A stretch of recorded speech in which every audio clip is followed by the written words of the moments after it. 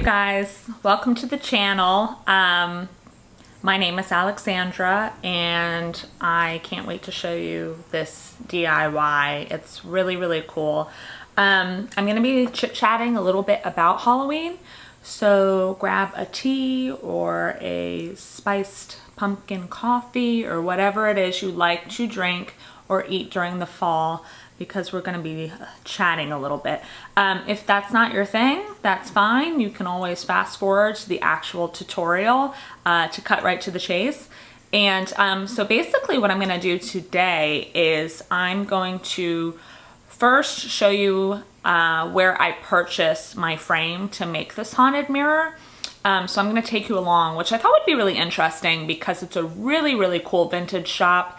And I love going in there. They have really interesting pieces in there, and it's kind of the perfect place to buy something spooky because everything's antique and it's old and it just kind of already innately has that kind of spook factor. So there's actually two ways you can make this tutorial today. You can either use an old mirror or you can use an old frame. You just need the glass. So I'm going to be showing you the way to make it using glass and a frame. It's just easier, but if you do have a mirror, don't be discouraged because all you need is really one extra thing, and that's turpentine or paint stripper, and then maybe like a putty knife to remove the backings to the mirror. And so as long as you get the back kind of clear for your image, the size of your image, then you can basically follow the tutorial that I'm going to post and do pretty much the same thing, except for instead of spray painting the mirror spray paint on the front of the glass, you're going to be spraying it on the back. So I'll actually link, maybe I'll find a better explanation of how to make it with the mirror versus the frame in the box below. That way you can follow along too, and this should be a pretty good guideline. So anyway, a little bit about myself and my kind of love for Halloween. I absolutely love Halloween. I grew up in South Florida where it's intensely hot for 10 months out of the year, and I loved scary movies growing up. And the commonality of all scary movies was that they typically take place during the cooler months, and so there would always be like these images and scenes of crunchy fall leaves and, you know, cornfields or pumpkin patches or all these things that we did not have in South Florida. And so I grew up kind of romanticizing all of that. And so I even used to, when I would watch a scary movie growing up when I was little, I would wear a sweater. And my mom would put the AC down really low and I would just pretend like it was cold because it wasn't. So it's, you know, it's like having Christmas with no snow, a Halloween with no fall leaves and leaves changing. It just doesn't have the same feel. And when it's hot, you're not really in the mood to like eat hot soup or drink hot tea or coffee, even though, I mean, we did anyway, but it was a totally different feeling. So now that I live somewhere up north, I just am obsessed with it. I love it so much, and it's really fun seeing other people on YouTube and people that I come across in real life that love fall just as much as I do. I mean, I get the candles going, I get the hot water on the kettle for tea, I start decorating, and so my decorations are pretty much all homemade. I am actually a stylist by trade. Well, it's one of my two jobs. And so I'm kind of used to thinking up creative ways to make pieces. I do still like other pieces that you can just purchase. Like I love going into Spirit of Halloween, and kind of my favorite is the animatronics for sure. They're pricey, but they're just so cool. But that's for the outside. The inside, I mostly make everything. So this will be the very first tutorial, and I'll try to do some more tutorials. I'm just gonna call them, you know, spooky season. So this first one is gonna be the mirror, but keep an eye out. I'm going to be posting something next week as well. This channel is also going to have like recipes. So I'll be posting some really fun cocktails and just styling in general, since that's what I do. So I'll show you if my living room gets done by them. You can probably see there's wiring sticking out here, and then if I move the camera over just a little bit, there's some missing trim because I'm redoing the trim in my house. But if everything gets done, then I'll probably show you like a little tour if you guys would like that. But yeah, it's gonna be really fun to show you guys how to make things that you can find in your yard or at a vintage shop. You know, it just will look cooler and more authentic, and you know, if that's your style, I mean, so I think you'll really enjoy it. If you do have any questions, if I need to clarify anything about the tutorial, please don't hesitate to ask. This is probably the second tutorial I've ever filmed, so it's not like I'm an expert at it. But anyway, we're going to hop in my car, go to the vintage store, come back, start the tutorial, and then I'll show you everything once it's done. So I hope you enjoy this. If you do, obviously it would be great if you could give it a thumbs up. If you don't like it, that's fine too. Let me know, please let me know if you also make one of these. I would love to see your version. Love to see it. So anyway, let's get started.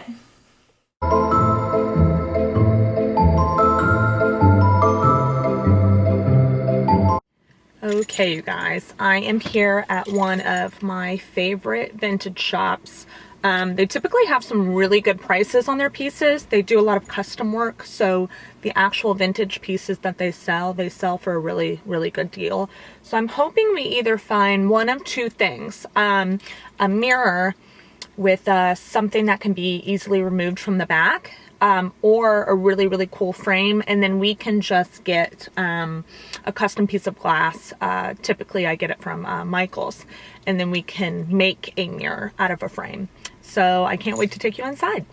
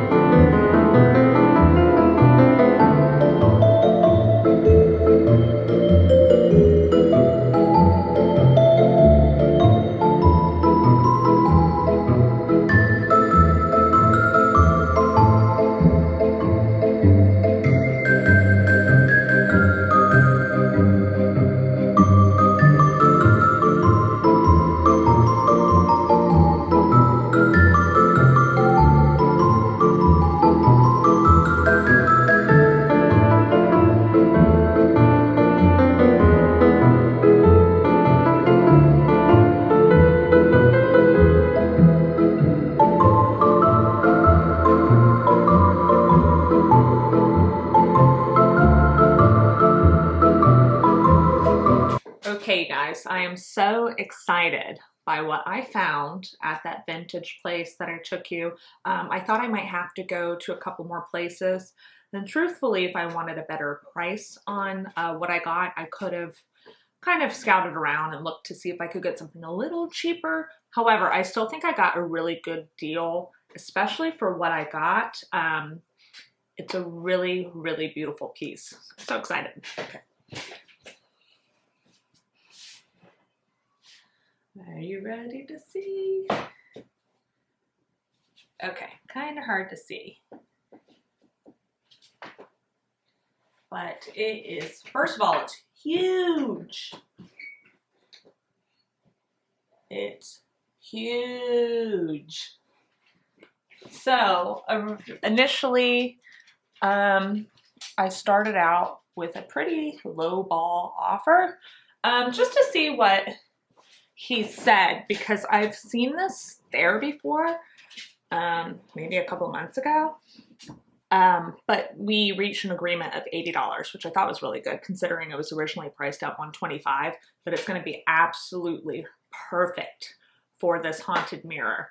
And if anything, I could have probably just left that photo in there and just had that be the haunted piece. But for the sake of DIY and creating something really cool and different for Halloween, we are going to use this to make a very spooky mirror. So once you've acquired either a frame with glass or a mirror, that's the hard part.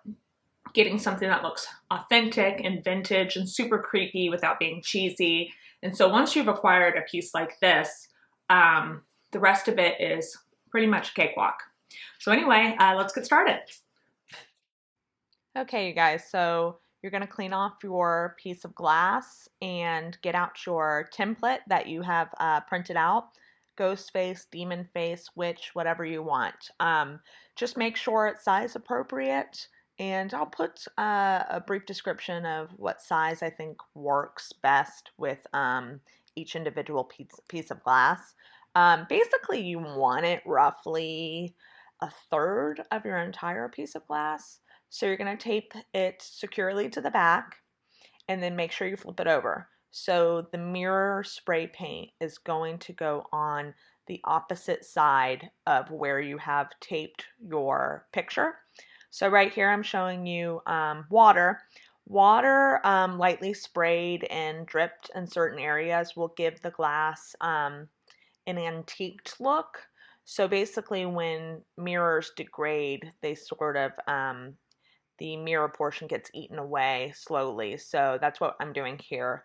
And you don't have to do that, but I think the older and more vintage the mirror is going to look, the better. So after you do that, you are going to, and I'm just cleaning up a little bit of excess water, but you want to leave the water splotches on there, most of them. So you're going to start spraying. Now, don't worry too much about getting the mirror spray paint over your photo.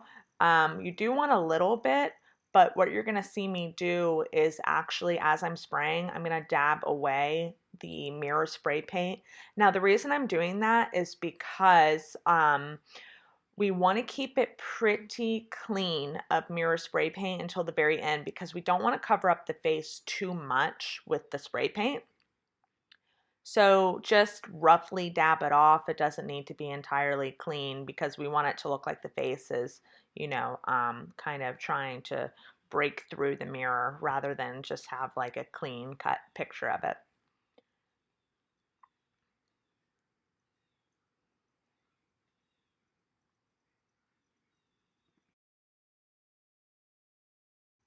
So what I'm doing here is dabbing up some of the water. You don't want to leave the splotches of water underneath the paint for too long, because then it'll dry and you won't be able to sort of get that antiquing look that you want. So just keep dabbing it along the way.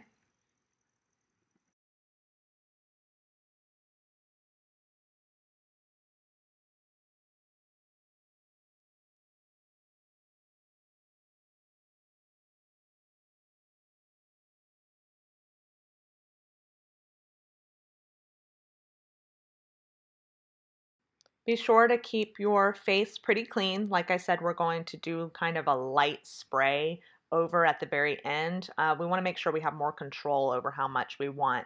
So just keep dabbing along. We can always scrape off some pieces later if it gets too dry, but you're just going to want to keep putting layer after layer of the paint over while keeping your image pretty clean with a damp paper towel. So just keep spraying it until basically you want it to be pretty opaque. And you don't want to see any of kind of the borders of the paper. Now, if you can see a little bit of the borders of the paper, don't worry, because when we flip it over, to spray paint the back of the image black with our black spray paint, all of the borders of the paper are going to be covered up.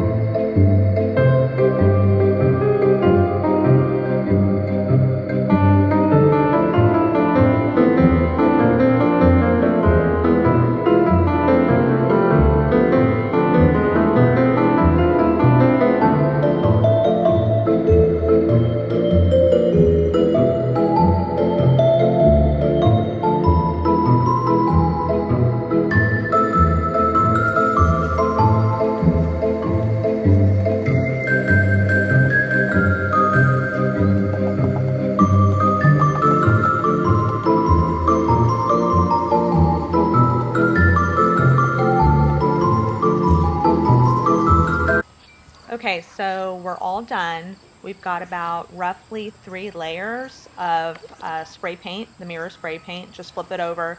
Make sure it's very, very dry before flipping it over. You don't want to ruin everything you just did. So make sure the back is thoroughly taped on. That's what I'm doing here. And basically it's pretty easy from here out. All you're going to do is you're going to take a matte black spray paint. I'm using Rust-Oleum. I really like this one. And you're just going to spray paint the back until it's entirely opaque. Now this is going to cover all of those borders on your printed out piece of paper. So again, don't worry if you can see it on the front before spray painting the back. You'll see what I mean when we're all finished here.